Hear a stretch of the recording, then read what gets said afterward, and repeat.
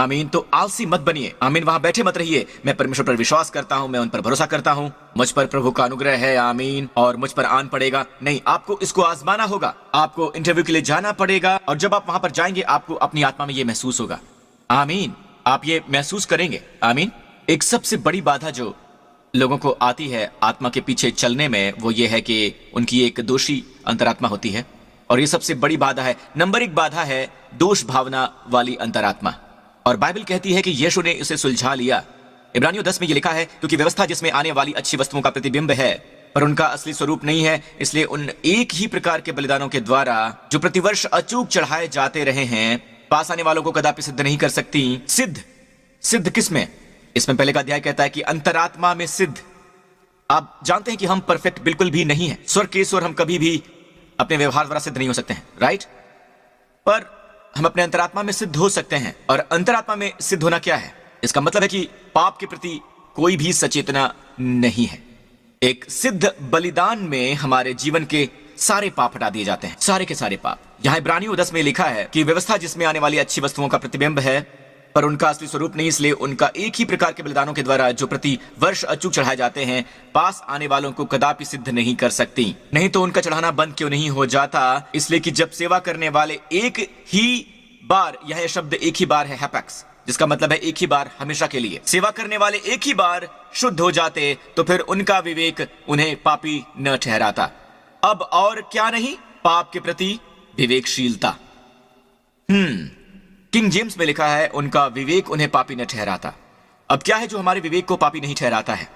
यहां यह लिखा है वचन 14 में, क्योंकि उसने एक ही चढ़ावे के द्वारा उन्हें जो पवित्र किए जाते हैं सर्वदा के लिए सिद्ध कर दिया है। वो जो पवित्र किए जा रहे हैं। और ये देखिए, पवित्र आत्मा भी हमें यही गवाही देता है।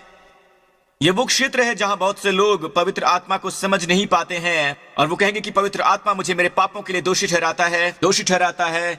क्या पवित्र आत्मा आपको दोषी ठहरा सकता है? हाँ, पर फोकस, मुख्य फोकस, जैसे पौलुस कहता है, मेरा मन सदा दुखी रहता है अपने भाइयों और इजराइल के लिए। मसीही में सच कहता हूं, झूठ नहीं बोलता, और मेरा विवेक भी पवित्र आत्मा में गवाही देता है, पवित्र आत्मा में। और ये नकारात्मक नहीं है, मैं झूठ नहीं बोलता, मेरा विवेक भी पवित्र आत्मा में गवाही देता है। ये कुछ सकारात्मक है। पवित्र आत्मा पौलुस को गवाही दे रहा है, ये कहते हुए कि पौलुस झूठ नहीं बोल रहा है। ऐसा नहीं कि उसने झूठ बोला। और यहां भी वही बात है, पवित्र आत्मा हमारे साथ गवाही देता है ये कहने के बाद, और ये नई वाचा है। प्रभु कहता है कि जो वाचा मैं उन दिनों के बाद उनसे बांधूंगा, ये है कि मैं अपनी व्यवस्थाओं को उनके हृदय पर लिखूंगा और मैं उनके विवेक में डालूंगा। फिर वो कहता है कि मैं उनके पापों को और उनके अधर्म के कामों को फिर कभी स्मरण ना करूंगा। और जब इनकी क्षमा हो गई है तो फिर पाप का बलिदान नहीं रहा। तो गौर करें, पवित्र आत्मा हमारे साथ गवाही देता है, ये कहने के बाद भी ये सब वो हमारे लिए करेगा। फिर वो कहता है कि तुम्हारे पाप और अधर्म के कामों को फिर कभी स्मरण ना करूंगा। ये गवाही है।